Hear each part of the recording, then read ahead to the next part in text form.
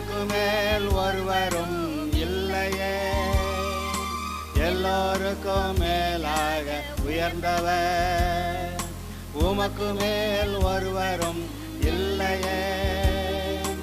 அல்லேலூயா அல்லேலூயா அல்லேலூயா ஆமென். அல்லேலூயா அல்லேலூயா அல்லேலூயா ஆமென். ஒருவரால் சிருஷ்டிக்கப்படாமலே தாமாக என்றென்றும் இருப்பவர், ஒருவரால் சிருஷ்டிக்கப்படாமலே தாமாக என்றென்றும் இருப்பவர். அல்லேலூயா அல்லேலூயா. இப்பொழுதும் கூட கர்த்தராகிய இயேசு கிறிஸ்துவின் நாமத்தினாலே தேவன் நமக்கு கொடுக்கிற ஜெயங்கள், ஆசீர்வாதங்கள் பற்றி ஒரு சில வார்த்தைகளை பைபிளிலிருந்து நான் உங்களோடு கூட பகிர்ந்து கொள்ள விரும்புகிறேன். இன்றைக்கு அநேக விசுவாசிகளுடைய மனதிலே எதிர்பார்ப்புகள், கர்த்தாவே அதை செய்யும், இதை செய்யும், எங்களுக்கு இதை செய்தாரும், இதில் நீர் வருவீராக அப்படின்னு தேவன் இனிமேல் இவர்களுக்கு ஏதோ செய்ய வேண்டும் என்று அப்படி ஒரு மனநிலை, அப்படி ஒரு ஜெபம் இருக்கிறது. நாங்கள் ஜெபிச்சிட்டோம், என்னது நாங்கள் ஜெபிச்சிட்டோம், அதனால் அவர் செஞ்சிருவார் அப்படின்னு நினைக்கிறாங்க. நாங்கள் ஜெபிச்சிட்டோம், அதனால் காரியம் நடந்துரும்னு நினைக்கிறாங்க. அது அப்படி ஆரம்பம் முதல் அப்படி இருக்கவில்லை. ஆரம்பத்துலேயும் அப்படி இருக்கலை, நடுவுலையும் அப்படி இருக்கலை, இப்போயும் அப்படி இருக்கலை. அப்புறம் எப்படி இருக்கிறது? அவர் கொடுத்த வாக்கு தத்தங்களை அவர் நம்முடைய உள்ளத்தில் என்ன பேசி நீ என்ன செய்ய வேண்டும் என்று நம்மிடத்தில் பேசுகிறாரோ அதை நாம் போய் இயேசுவின் நாமத்தினாலே செய்து அந்த ஜெயத்தை எடுக்க வேண்டும் என்று பைபிள் ஆரம்பம் முதல் சொல்லுகிறது. இந்த மோசேயானவன் எகிப்துக்கு அனுப்பப்பட்ட போது அங்கே மோசே போய் சேர்ந்த உடனேயே இஸ்ரவேல் புத்திரரெல்லாம் வெளியில் அவங்கள ரட்சித்து எகிப்தருடைய பிடியில் அடிமைத்தனத்திலிருந்து விடுதலை ஆக்கிறதுக்கு கர்த்தர் ஆள் அனுப்பிட்டார், அதனால் நம்ம எல்லோரும் இவங்களை அனுப்பிடலாம் அப்படின்னு சொல்லி எகிப்தியர் இஸ்ரவேலரை அனுப்பவில்லை. அங்கே ஒரு ஆவிக்குரிய யுத்தம் நடந்தது. அந்த 10 வாதைகளும் ஒரு 10 தடவையாக ஆவிக்குரிய யுத்தம் அங்கே நடந்தது. மோசேக்கும் பார்வோனுக்கும், மோசேயோடைய தேவனுக்கும் பார்வோனுடைய தெய்வங்களுக்கும் இடையேயான அந்த யுத்தம் நடக்கிறது. அதில் வெறுமனே வேண்டுதல் பண்ணது மட்டும் இல்லை, அங்கே அவர்கள் செயல்பட்டதை பார்க்கிறீர்கள். மோசே தன் கோலை உயர்த்தினான், செங்கடல் திறந்தது. கர்த்தர் என்னெல்லாம் சொன்னாரோ அதெல்லாம் அவன் சொன்னபோது அந்தந்த வாதைகள் அங்கே வந்தன. அதுக்கு பிறகு நீங்கள் யோசுவாவுடைய காலத்தில் பார்த்தீங்கன்னா அவர் சொல்கிறாரு, பாலும் தேனும் ஓடுகிறதும் நலமும் விசாலமான தேசத்தில் நான் இவர்களை கொண்டு போய் சேர்ப்பேன் அப்படின்னு சொல்லிட்டு இறங்கினவர் இஸ்ரவேலரை அங்கே கானானின் குடிகளிடத்தில் யுத்தம் பண்ணி அந்த தேசத்தை பிடித்து கொள்ள வேண்டும் என்று சொல்லுகிறார். பாருங்கள், இஸ்ரவேலர் வந்துட்டாங்க, அதனால் நம்ம ராட்சதர்களாக இருந்தாலும் ஒன்றும் பிரயோஜனம் இல்லை, நம்ம இடத்த காலி பண்ணிடுவோம் அப்படின்னு சொல்லி அந்த கானானியர்கள் அந்த தேசத்தை விட்டு போகவில்லை. மாறாக எதிர்த்து யுத்தத்துக்கு வந்தார்கள். இஸ்ரவேலரை அழித்து விட்டால் நாம் அங்கே குடியிருக்கலாம்னு நினைக்கிறாங்க. அதனால் பெரிய யுத்தம் இருந்தது. ஒவ்வொரு யுத்தத்திலும் கர்த்தர் உதவி செய்தார். இப்போ அது ஒரு நல்ல எடுத்துக்காட்டு நீங்கள் பார்க்கணுமானா, மோசே, ஊர், ஆரோன் 3 பேரும் மலை உச்சியிலிருந்து அங்கே ஜெபம் பண்ணுறாங்க. அதாவது மோசே தன்னுடைய கைகளை உயர்த்தியிருந்தான். அப்பொழுது இஸ்ரவேலர் ஜெயித்தார்கள். கையை வலிக்கணும், மோசே கையை கீழே விட்டான். அப்போ அமலேக்கியர் இஸ்ரவேலரை மேற்கொண்டார்கள். அப்படி நீங்கள் வாசிச்சிருக்கீங்க. பொதுவாக பைபிள் தெரிஞ்சிருக்கிற எல்லாருக்கும் இந்த சம்பவம் தெரியும். அதில் என்ன நடந்தது? ஜெபமும் இருந்தது. அங்கே யோசுவாவும் இஸ்ரவேலரும் போய் அங்கே கானானியரோட அந்த அமலேக்கியரோட யுத்தம் பண்ணினதும் அங்கே இருந்தது. நம்ம யுத்தம் பண்ணாமே இது இப்படி ஆக கடவுது, அப்படி ஆக கடவுது அப்படி சொல்லிவிட்டு அல்லது ஜெபம் பண்ணிட்டு இருக்கிறதுக்கு சொல்லலை.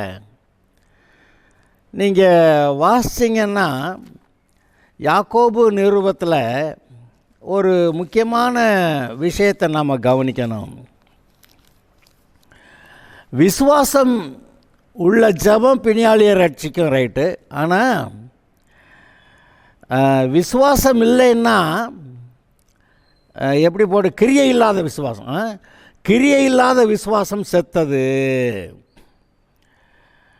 அங்கே யாக்கோபு 2வது அதிகாரத்தில் 24, 25, 26 வாசிக்கிறேன். அதனால் மனுஷன் விசுவாசத்தினாலே மாத்திரமல்ல கிரியைகளினாலேயும் நீதிமானாக்கப்படுகிறான் என்று நீங்கள் காண்கிறீர்களே. விசுவாசமும் வேணும், அதற்கு ஏற்ற கிரியையும் வேணும். அந்தப்படி ராகாப் என்னும் வேசி தூதர்களை ஏற்றுக்கொண்டு வேறு வழியாய் அனுப்பிவிட்ட பொழுது கிரியையினால் அல்லவோ நீதி உள்ளவளாக்கப்பட்டாள். அப்படியே ஆவி இல்லாத சரீரம் செத்ததாக இருக்கிறது போல கிரியை இல்லாத விசுவாசமும் செத்ததாக இருக்கிறது. அப்போ இதுக்கு ரொம்ப உச்சகட்டத்தில் கர்த்தர் ஒரு எடுத்துக்காட்டை சொல்கிறாரு. பிசாசு கூட விசுவாசித்து நடுங்குகிறான். இன்றைக்கி நமக்கு இருக்கிற விசுவாசத்தை காட்டிலும் பிசாசுக்கு ரொம்ப அதிகமான தெளிவான சிந்தை விசுவாசம் இருக்குது. அவன் பிதாவாகிய தேவனே தேவன்னு, இயேசு ரட்சகர்னு, அவங்க பரிசுத்தாவியானவர் இருக்கிறாருன்னு, அவங்க எல்லோரும் நம்முடைய ரட்சிப்புக்காக செயல்படுகிறார்கள்னு அந்த பிசாசுக்கும் அவனுடைய கூட்டத்தாருக்கு விரோதமாக இருந்து அவங்கள எல்லாத்தையும் நரகம் தள்ள போகிறாருன்னு அந்த பிசாசுக்கும் ரொம்ப நல்லா தெரியுது. அவனை பற்றி எழுதியிருக்கு, தேவன் ஒருவர் உண்டென்று விசுவாசிக்கிறாய். அப்படி செய்கிறது நல்லது தான். பிசாசுகளும் கூட விசுவாசித்து நடுங்குகின்றன. வீணான மனுஷனே, கிரியை இல்லாத விசுவாசம் செத்ததென்று நீ அறிய வேண்டுமோ? ஆபிரகாம், நம்முடைய பிதாவாகிய ஆபிரகாம் தன் குமாரன் ஈசாக்கை பலிபீடத்தில் மேல் செலுத்தின போது கிரியைகளினாலே அல்லவோ நீதிமானாக்கப்பட்டான். என்ன சொல்லுவான்? நம்ம ஆபிரகாம் விசுவாசித்தான், கர்த்தரை அவனுக்கு நீதியாக எண்ணார், அதோட விட்டுருவான். ஆனால் அவன் தன்னுடைய விசுவாசத்தின்படி செயல்பட்டான். கர்த்தர் உன்னுடைய நேசகுமாரனும் ஏகசுதனுமாகிய ஈசாக்கு போய் நான் காட்டுற மலையில் நீ அவனை எனக்கு பலியிடணும் அப்படி சொல்லிட்டாரு. ஆனால் அவன் விசுவாசிக்கிறான், இந்த ஈசாக்கு மூலமாக சந்ததியை விளங்க பண்ணுவேன்னு சொல்லியிருக்காரு. அப்போ இப்போ சொல்கிறத சொல்லிடுவான், செஞ்சிருவான். அவர் ஈசாக்கு மரித்த ஒருபாடு கூட உயிரோடு எழுப்பிட்டு போகிறாரு அப்படின்னு சொல்லி அவன் கர்த்தரை விசுவாசித்த விசுவாசத்தை செயலிலே காட்டினான். அதை தான் விசுவாசத்தினால் மட்டுமல்ல கிரியையினாலும் அவன் நீதிமானாக்கப்பட்டான். ஆபிரகாம் விசுவாசித்தான், கர்த்தருடைய வார்த்தையை விசுவாசித்தான், அது அவனுக்கு நீதியாக எண்ணப்பட்டது. அதை எல்லாம் ரொம்ப தெளிவாக படித்து வச்சுருக்கோம். ஆனால் அந்த விசுவாசத்துக்கேற்ற கிரியைகள் அங்கே இருந்ததுங்கிறத நம்ம ரொம்ப நினைக்கிறதில்ல. ஆனால் இப்போ நம்ம அந்த கிரியைகளுக்கு வர வேண்டும். விசுவாசத்துக்கு ஏற்ற கிரியை,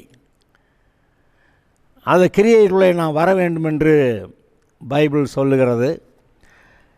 பைபிளோடைய வரலாறு முழுவதையும் நீங்கள் பார்த்தீங்கன்னா, ஆபிரகாம் அழைக்கப்பட்ட போது அந்த ஊரை விட்டு கிளம்பி போயிட்டாங்க. விசுவாசத்துக்கு ஏற்ற கிரியை. அப்புறம் பலிபீடத்தை கட்டினா கர்த்தரை துதிச்சான், கர்த்தரை பணிந்து கொண்டான். அது அதுக்கேற்ற விசுவாசத்துக்கு ஏற்ற கிரியை. இந்த ஊரில் குடியிரு அப்படி சொல்லியிருந்தார், இந்த தேசத்தெல்லாம் சந்ததி கொடுப்பேன்னு சொல்லியிருந்தால் அதை விசுவாசித்து அந்த தேசமெல்லாம் நடந்தான். அப்புறம் வானத்து நட்சத்திரங்களைப் போல பூமியில் தூளைப் போல உன்னுடைய சந்ததி இவ்வளோ பெரிதாக இருக்கும் என்று சொன்னபோது நம்பினான், விசுவாசித்தான். விசுவாசிக்க முடியாமல் போன போது கூட இவர் கட்டாயமாக செஞ்சிருவார்னு கர்த்தரை துதித்தான். அதுதான் ரொம்ப கஷ்டம், ஆனால் அதை செஞ்சுருக்கிறான். அப்போ கேட்ட கிரியை, நீர் எனக்கு காரியத்தை செய்து விட்டீர், அதனால் உமக்கு நன்றி அப்படி சொல்லி அவருக்கு நன்றி சொல்கிற, துதி சொல்லுகிற, ஆராதிக்கிற அந்த வேலைக்கு போயிட்டான். அதுதான் விசுவாசத்தோடைய உச்சக்கட்டம். அந்த விசுவாசம் முதிர்ச்சி அடையும் போது எதற்காக விசுவாசித்தார்களோ அந்த காரியம் நடக்கிறது. அதனால் இப்பொழுது ஒரு சில வசனங்களை நான் உங்களோடு கூட பகிர்ந்து கொண்டு, நாம் எப்படி கர்த்தர் நமக்கு கொடுத்த அந்த வார்த்தையின்படி விசுவாசித்து அதற்கேற்றபடி செயல்பட வேண்டும் என்பதை குறித்து நான் உங்கள்கிட்ட சொல்ல விரும்புகிறேன். இப்போதைக்கு யோசுவா முதல் அதிகாரம், இந்த வசனங்களை வாசிச்சிடலாம். யோசுவா முதல் அதிகாரம் 5 முதல் 9 வசனங்கள். நீ உயிரோடு இருக்கும் நாளெல்லாம் ஒருவனும் உனக்கு முன்பாக எதிர்த்து நிற்பதில்லை. நான் மோசேயோடு இருந்தது போல உன்னோடு இருப்பேன். நான் உன்னை விட்டு விலகுவதும் இல்லை, உன்னை கைவிடுவதும் இல்லை. பலங்கொண்டு திடமனதாயிரு, இந்த ஜனத்தின் பிதாக்களுக்கு நான் கொடுப்பேன் என்று ஆணையிட்ட தேசத்தை நீ இவர்களுக்கு பங்கிடுவாய். என் தாசனாகிய மோசே உனக்கு கற்பித்த நியாயப்பிரமாணத்தின்படியெல்லாம் செய்ய கவனமாயிருக்க மாத்திரம் மிகவும் பலங்கொண்டு திடமனதாயிரு. நீ போகுமிடமெல்லாம் புத்திமானாய் நடந்து கொள்ளும்படிக்கு அதை விட்டு வலது இடதுபுறம் விலகாதிருப்பாயாக. இந்த நியாயப்பிரமாண புஸ்தகம் உன் வாயை விட்டு பிரியாதிருப்பதாக. இதில் எழுதியிருக்கிறபடியெல்லாம் நீ செய்ய கவனமாயிருக்கும்படி இரவும் பகலும் அதை தியானித்து கொண்டிருப்பாயாக. அந்த வசனத்தின்படி செய்கிறதுக்கு அந்த வசனங்களை தியானித்து கொண்டிருப்பாயாக. எதுக்கு தியானம் பண்ணணுமா? அந்த வசனத்தின்படி செய்கிறதுக்கு. அப்பொழுது நீ உன் வழியை வாய்க்க பண்ணுவாய், அப்பொழுது புத்திமானாய் நடந்து கொள்வாய். அந்த செய்யும்போது, வார்த்தையின்படி செய்யும்போது. நான் உனக்கு கட்டளையிடவில்லையா? பலங்கொண்டு திடமனதாயிரு, திகையாதே கலங்காதே, நீ போகும் இடமெல்லாம் உன் தேவனாய கர்த்தர் உன்னோடே இருக்கிறார் என்றார். இந்த வார்த்தைகளை கர்த்தர் சொல்கிறாரு, தியானம் பண்ண சொல்கிறாரு. நம்ம பல சமயத்தில் அதிலே நிறுத்திக்கிடுவோம். ஆனால் எதுக்கு தியானம் பண்ண சொல்கிறாரு? அந்த வசனத்தின்படி நீ செய்ய பலங்கொண்டு திடமனதாயிரு அப்படி சொல்லியிருக்கிறாரு. அப்போ இந்த அற்புதத்தை நீங்கள் பாருங்கள். என்ன நடக்குது? நான் இப்போ யோசுவா 3வது அதிகாரத்தில் சில விஷயங்களை உங்கள்கிட்ட சொல்கிறேன். அவர்கள் எப்படி அந்த யோர்தான் நதியை கடந்தார்கள் என்பதை பற்றி. அதில் கர்த்தருடைய வார்த்தை என்ன, அந்த வார்த்தையின்படி இவர்கள் செய்தது என்ன, அதை சற்று கவனிப்போமாக. நம்முடைய விசுவாசத்துக்கு ஏற்ற கிரியை உண்டாயிருக்க வேண்டும் என்று கர்த்தர் சொல்லுகிறார். யோசுவா 3வது அதிகாரம். அதிகாலமே யோசுவா எழுந்திருந்த பின்பு அவனும் இஸ்ரவேல் புத்திரர் அனைவரும் சித்தீமிலிருந்து பிரயாணம் பண்ணி யோர்தான் மட்டும் வந்து அதை கடக்கும் முன்னே அங்கே ராத்தங்கினார்கள். 3 நாள் சென்ற பின்பு அதிபதிகள் பாளையமெங்கும் போய் ஜனங்களை நோக்கி, நீங்கள் உங்கள் தேவனாய கர்த்தருடைய உடன்படிக்கை பற்றியையும் அதை சுமக்கிற லேவியராகிய ஆசாரியர்களையும் கண்டவுடனே நீங்களும் உங்கள் இடத்தை விட்டு பிரயாணப்பட்டு அதற்கு பின் செல்லுங்கள். உங்களுக்கும் அதற்கும் இடையே 2000 முழ தூரமான இடம் இருக்க வேண்டும். நீங்கள் நடக்க வேண்டிய வழியை அறியும்படிக்கு அதற்கு சமீபமாய் வராதிருப்பீர்களாக. இதற்கு முன்னே நீங்கள் ஒருபோது இந்த வழியில் நடந்து போகவில்லை என்று சொல்லி கட்டளையிட்டார்கள். யோசுவா ஜனங்களை நோக்கி, உங்களை பரிசுத்தம் பண்ணி கொள்ளுங்கள், நாளைக்கு கர்த்தர் உங்கள் நடுவிலே அற்புதங்களை செய்வார் என்றான். பின்பு யோசுவா ஆசாரியர்களை நோக்கி, நீங்கள் உடன்படிக்கை பெட்டியை எடுத்துக்கொண்டு ஜனங்களுக்கு முன்னே நடந்து போங்கள் என்றான். அப்படியே உடன்படிக்கை பெட்டியை எடுத்துக்கொண்டு ஜனங்களுக்கு முன்னே போனார்கள். கர்த்தர் யோசுவாவை நோக்கி, நான் மோசையோடு இருந்தது போல உன்னோடு கூட இருக்கிறேன் என்பதை இஸ்ரவேலர் எல்லாரும் அறியும்படிக்கு இன்று அவர்கள் கண்களுக்கு முன்பாக உன்னை மேன்மைப்படுத்துவேன். உடன்படிக்கை பெட்டியை சுமக்கிற ஆசாரியர்களை பார்த்து, நீங்கள் யோர்தான் தண்ணீர் ஓரத்தில் சேரும்போது யோர்தானில் நில்லுங்கள் என்று கட்டளையிடுவாயாக.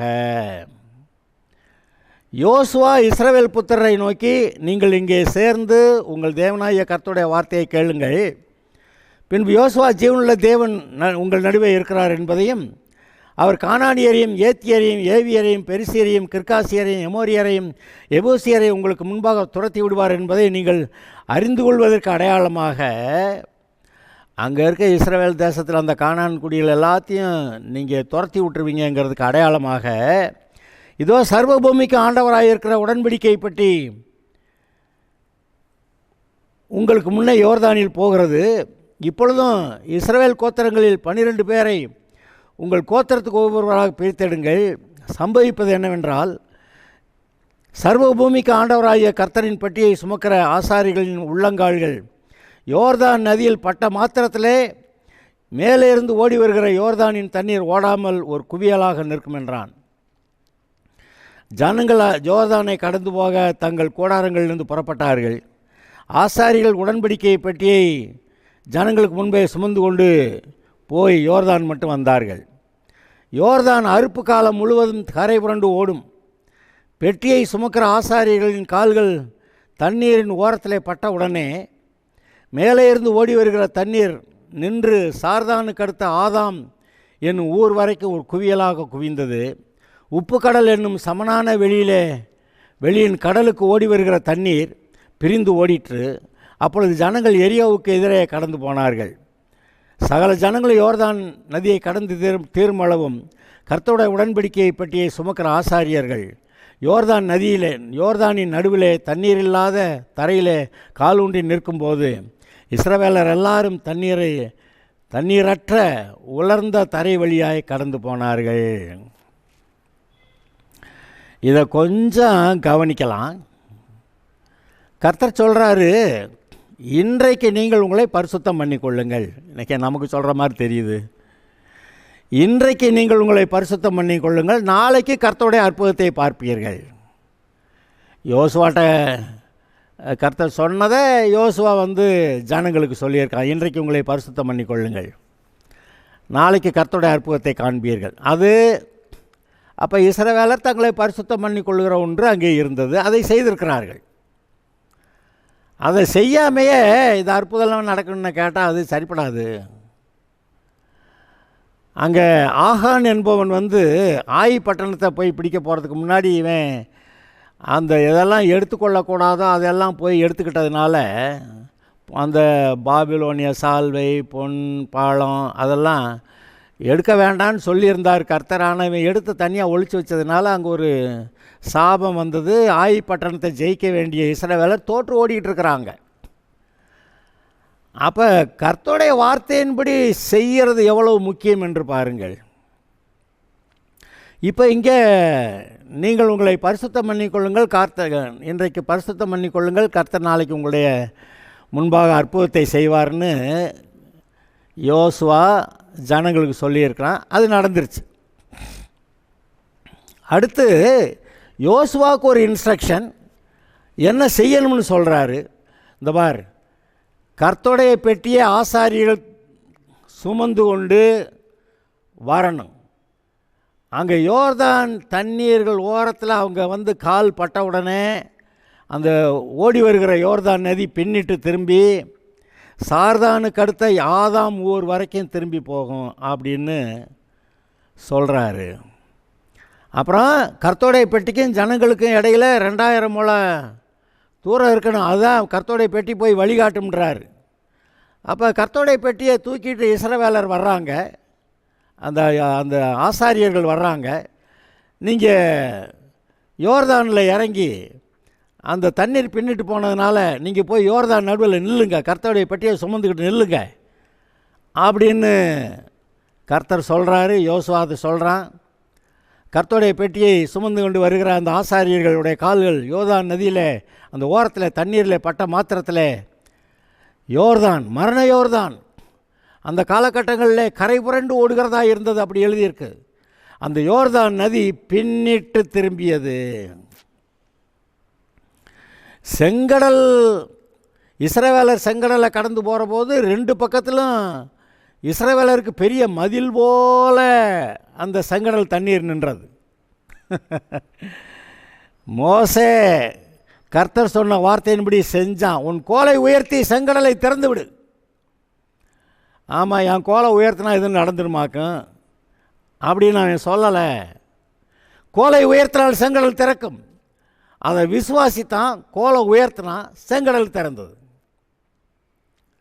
அதுபோல் இங்கே யோசுவா விஷயத்தில் ஆசாரியர்கள் கர்த்தருடைய பெட்டியை சுமந்துக்கிட்டு தான் வரணும். அதெல்லாம் கீழே வண்டியிலெல்லாம் வைக்கக்கூடாது.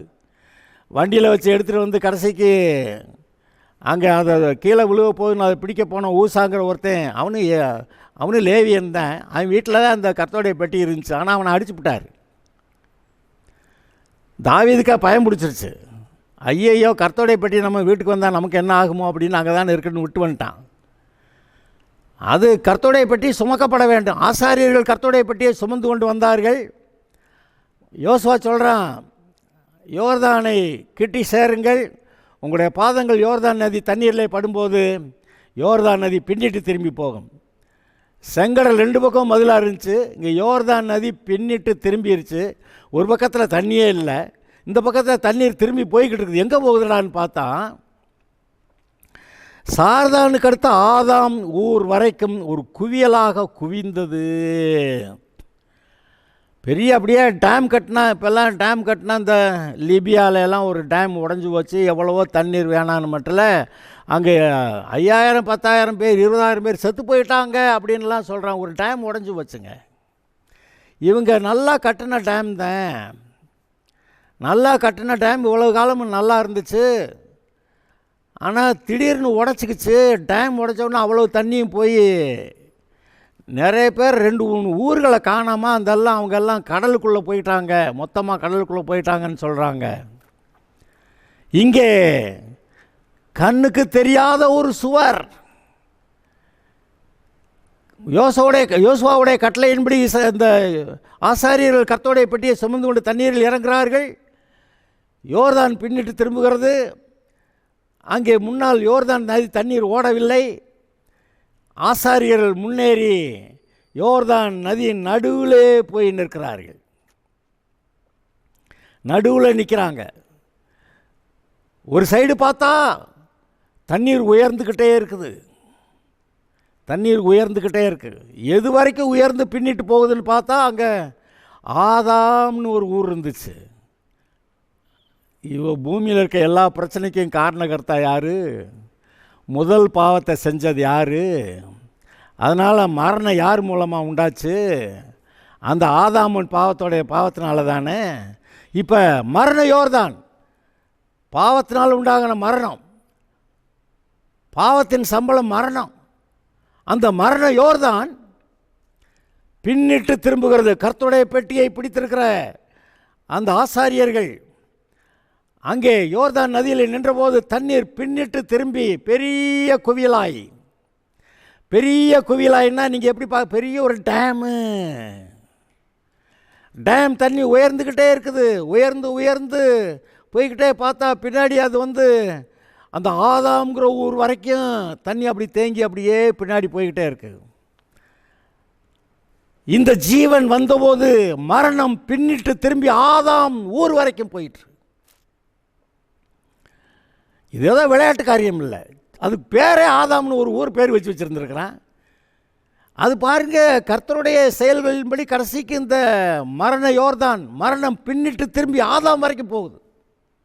அங்கே தானே மரணம் ஆரம்பிச்சு. திரும்பி போங்க அப்படின்னு கர்த்தர் அந்த மரண யோர்தானை பின்னிட்டு போக பண்ணியிருக்கிறார். அல்லேலூயா. உங்களுடைய வாழ்க்கையிலும் நீங்கள் கர்த்தருடைய பெட்டியை சுமந்துக்கிட்டு நில்லுங்க. மரண யோர்தான் வருகிற நாளிலே, மரணம் வரும் என்று பயம் வருகிற நாளிலே கர்த்தருடைய பெட்டியை சுமக்கிற ஆசாரியர்களாய் நீங்கள் இருங்கள். உங்களுக்கு விரோதமாய் வருகிற மரண யோர்தான் பின்னிட்டு திரும்பி அது ஆதாம் ஊர் வரைக்கும், எங்கே பாவம் மரணம் ஆரம்பித்ததோ அங்கே வரைக்கும் அது போகிறது. பாருங்க, பைபிளில் எழுதியிருக்கிற எல்லா விவரங்களும் நமக்கு பிரயோஜனமாக இருக்க வேண்டும் என்று எழுதப்பட்டவை. இந்த சம்பவமாக கதையா, கதைன்னு நினச்சவங்கெல்லாம் அது பைபிள் படிக்கிறதா நிறுத்திட்டு போயிடலாம். சம்பவங்கள், கர்த்தர் ஏற்படுத்திய காரியங்கள். இஸ்ரவேலர்கிட்ட சொல்கிறாரு, பெட்டி எடுத்துகிட்டு போய் ஆசாரிகள் நிற்கட்டும், தண்ணீர் திரும்பி விட்டு. இந்த இஸ்ரவேல் ஜனங்கள்லாம் வேகமாக போகிறானுங்க, கிராஸ் பண்ணி போகிறானுங்க. உலர்ந்த தரை வழியாக யோர்தானை கடந்தார்கள்.